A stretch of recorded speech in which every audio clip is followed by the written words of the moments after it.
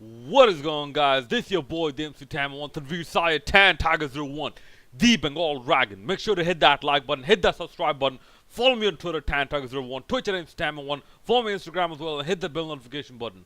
Welcome to another cricket video as a lead up to the ICC Cricket World Cup 2019 starting May 30th. Today we're gonna basically peruse through and talk about the English squad. The squad for the England team. Okay, let us get straight into what I think about this squad. Um, okay, yeah, he's got a few years. All right. First up, Moeen Ali. Moeen Ali. See, here's the thing. At at times he can be destructive, but if you can properly bowl, not waywardly, properly bowl to Moeen Ali, he will show himself to be not that much of a batsman. And if you can, properly maneuver his bowling, you will see that, he's not even that much. He's like a utility spinner. He's not like a world class spinner. He's like a utility spinner. I mean, yeah, he can get the drift and bounce and turn and whatnot occasionally. Well, more drift and dip than turn. Because I haven't known Moeen Ali to be such a big turner of the ball. Anyways, okay, so well, he's the first name that no, he's actually the second name. Sorry. Okay, but yeah, let us start with as we are here. Let's start with Moeen Ali. Okay, he can hold down the middle order, but I wouldn't be surprised if he's. I was surprised if he's actually dropped for a few games. In fact, recently of late, I don't like. I'm not too impressed with Moeen Ali's performances, and this is me being completely objective. Just because he's like a Muslim cricketer fasting or whatnot, or maybe not. I don't know. I didn't ask him, but just because he's a Muslim cricketer, it doesn't mean I'm gonna cut him any slack. Being a Muslim myself. So, anyways, Owen Morgan. Okay, here's the thing. Right arm medium. No, I don't think he's gonna bowl. He has one more World Cup in him, hopefully. Owen Morgan. This is I would say the modern day AB de Villiers, because AB de Villiers decided to retire. This is, I would say, the modern day AB de Villiers. To an extent.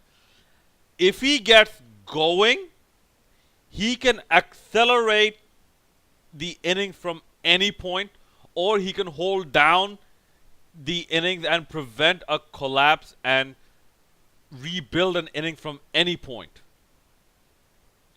Okay, just look at this Pakistan series. The last the 5 match ODI series that just ended. So that should give you indications on how good Owen Morgan is. Okay. Next, Jafra Archer. He's actually the newcomer. Uh,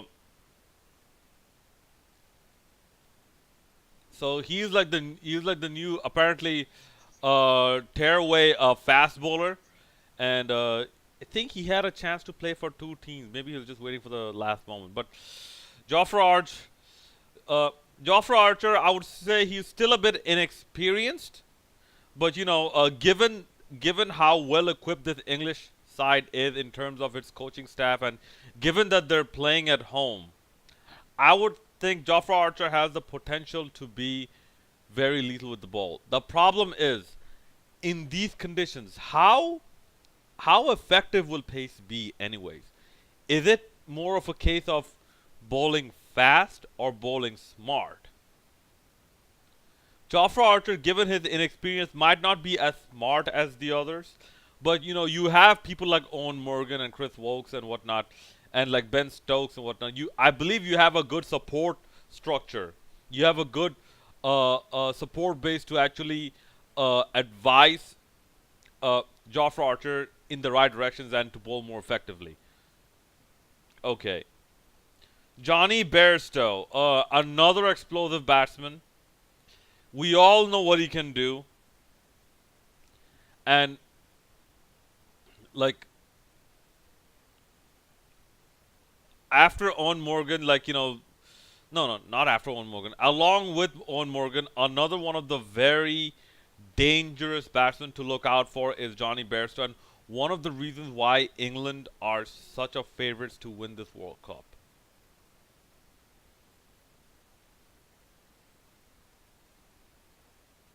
All right, next up we have Joss Butler. Yet another person who, if Johnny Bairstow and Joss Butler play in the same squad, I see only one of them actually keeping wickets because both of them are listed as wicket keepers. Maybe not as explosive. No, no. Actually, yes. If anyone remembers the uh, England tour of West Indies where they hit those record number of sixes and whatnot. Gale went huge. Another person went huge was also Josh Butler. So has the potential to be very dangerous and you know you could say match winning batsman. Owen Mor- like Owen Morgan, Johnny Bairstow, Josh Butler. You already have three. Moeen Ali can hold his own, but I wouldn't put him in front of things. Tom Curran, um, the fast bowler, he's coming through. In fact, I wouldn't put his cameo too high up there because it's just an occasional cameo. I mean, even Mashrafi Mortaza scored a 51, but you wouldn't expect him to actually play a big innings. Now, would you?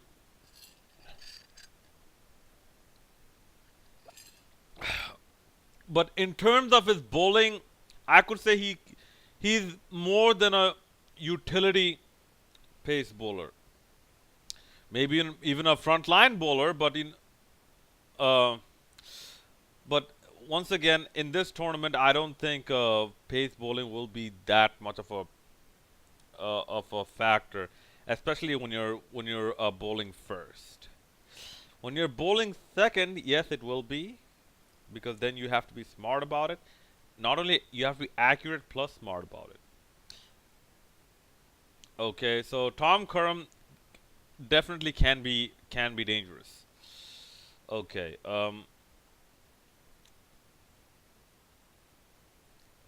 Liam Dawson, huh? Okay, I don't think he makes it in the playing 11. I think he actually comes in as a substitute because if you have Moeen Ali, if you have Tom Curran, if you have Ben Stokes, uh, I don't see why they have to put a Liam Plunkett, and especially he's a spinning all rounder, and I don't think spin will be that much. Spin will be that important in this tournament. It might be. You never know. Like the pitches may deteriorate towards the end. It might be, but I don't see it being that much of a factor. Liam Dawson, not playing 11, at least not opening playing 11. Liam Plunkett. Yeah, no wonder I heard his name so many times because he's been around. He's been around for a while. He's actually 34 years old. Yeah, Liam Plunkett. First change bowler, I would think, because if Liam Plunkett doesn't open, Tom Curran is going to open along with someone else, I believe. But yes, as he has shown in the Pakistan series, you know, once he gets the control right, he can break partnerships in the middle and take wickets. So England, well, you know what? I'll get to that. I'll get to that later. Okay, so effective. I'll say more than utility. Quite effective fast bowler.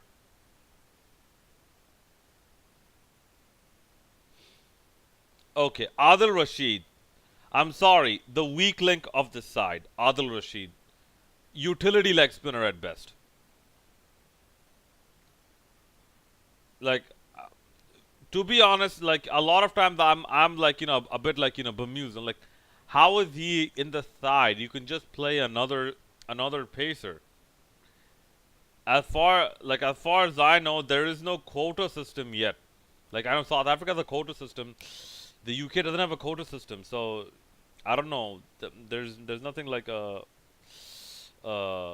him down. Joe Root, another one of those match-winning significant batsmen. Four. Owen Morgan, Josh Butler, Johnny Bairstow, Joe Root. The three. Well, you have three J's over there. Maybe come up with a T-shirt or something. Um, as he's a top order batsman, if England are batting or fielding,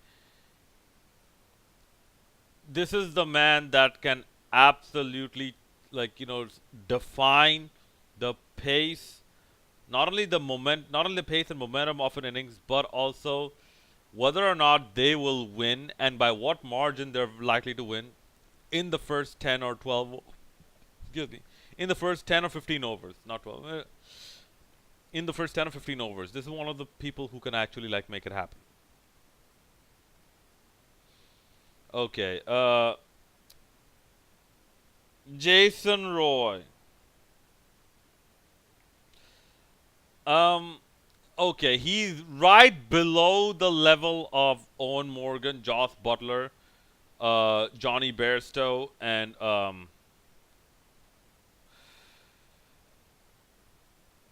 who's that other person I just mentioned? Joe Root. Yeah, he's just below that level, but just above the Moeen Ali level. Jason Roy. So I'm pretty sure he's gonna make it in the playing 11, but maybe he'll not be required to be relied on that much. But given how used to winning this English side are, don't count him out as someone who you can take lightly. Ben Stokes, another person who you cannot take lightly and who can be handy with the ball. But I'm sorry, Ben Stokes is not even close to a Flintoff. Not even close.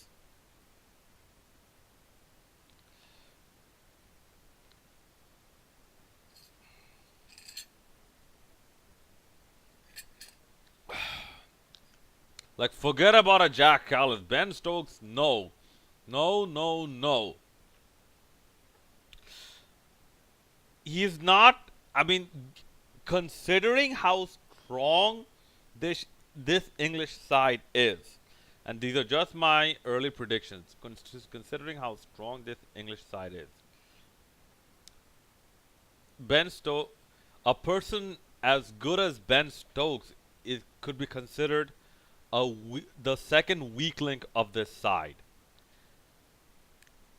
This is not an indictment to Ben Stokes, but this just shows you how above everyone else the rest of the English side are compared to Ben Stokes and Adil Rashid. Okay, Adil Rashid, yes, it is an indictment. Yes.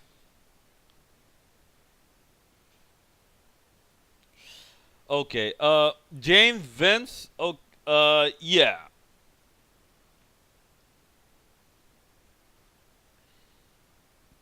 He is perhaps also a bit of an inexperienced weakness in this side, because if I'm not mistaken, Joe Root and Owen Morgan and Johnny Bairstow, they performed better than James Vince in this last Pakistan series. Not to say that things can't change, but given the recent patterns, don't be surprised if James Vince doesn't perform as well. Chris Wokes, the opening, the you know, the person who I think is going to open the bowling most of the time. He is really he has really come good in the recent years now, hasn't he? This is one of the people where, like, even though if it is batting friendly, do not take this man lightly. Chris Wokes, especially like if you're chasing, do not take Chris Wokes lightly. If there's even a hint of assistance for the bowlers, and especially from a good length, I have a feeling Chris Wokes is going to exploit that with a respectable amount of pace where you will not have enough time to react.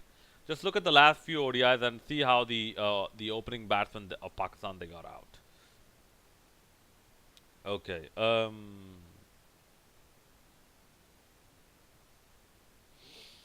Mark Wood, also another fast bowler, and I would say, yeah, fast. Yeah, that's what I thought. He's listed as fast, not fast medium or medium fast. No, fast. Mark Wood.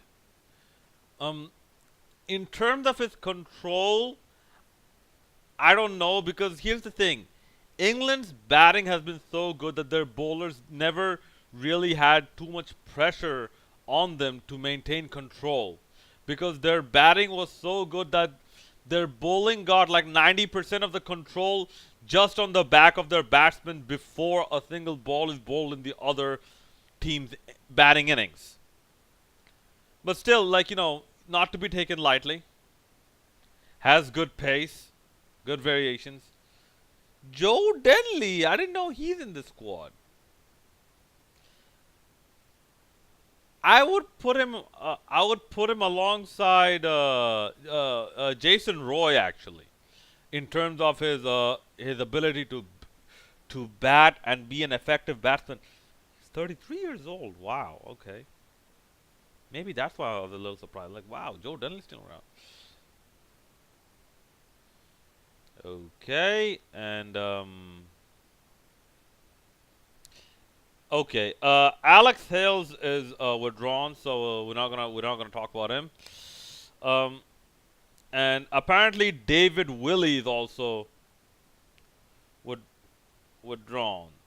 So that's about it. Maybe like 14. Yeah, I'm pretty sure they're gonna name a 15th or whatnot. If it were me, I would actually go for a proper spinner as a 15th. Wait, hold on. Let me count. Two. Okay. 4, 6, 8, 10, 12, 14.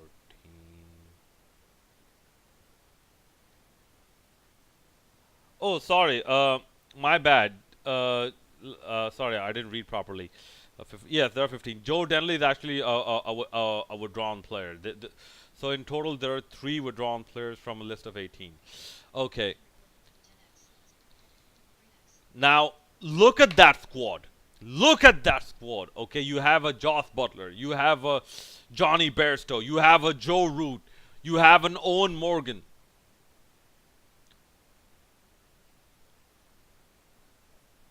You have a Jason Roy, you have a Moin Ali, you have a Ben Stokes. So many actual and potential impact players. So many match winners all in one team. Okay, even their bowling. You have a Chris Wokes, you have a Mark Wood, you have a Liam Plunkett, you have Ben Stokes, you have as utility as he is Adil Rashid and Moin Ali. This is the best prepare.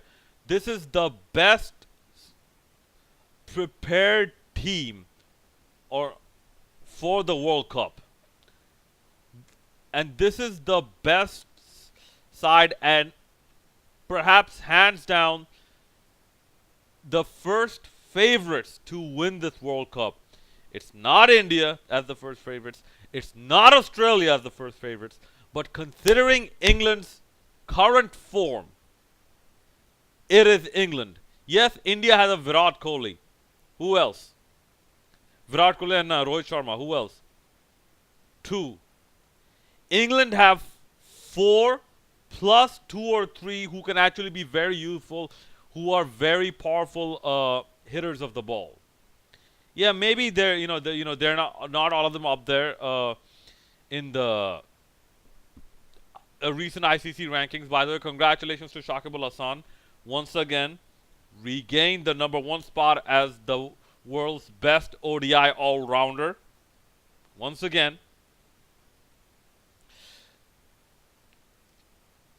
but yeah, in terms of complete batting strength or batting depth, complete bowling depth, and given how good they have been in the field, they haven't been perfect. They have dropped a few catches, but some of the run out, some of the ground fieldings, the blocking of the runs in small grounds where people are scoring 400 plus runs and whatnot. Okay, this is your first favorite side or your most likely side to win the 2019 World Cup. They have the edge on everyone. Trust me, they have the edge on everyone. You want pace bowling? They have pace bowling. You want bouncers? They have bouncers. You want swing bowling? They can do that too. Give them the the proper ball, proper condition. They can do that too. You want spinners? You want good spinners? They don't have that. Their only one weakness, one notable weakness, is their spin department. But their batting is so good it compensates for almost every other weakness that they have. I don't see other teams beating England like by anything but a fluke. You know, anything but a fluke. But then again, this tournament is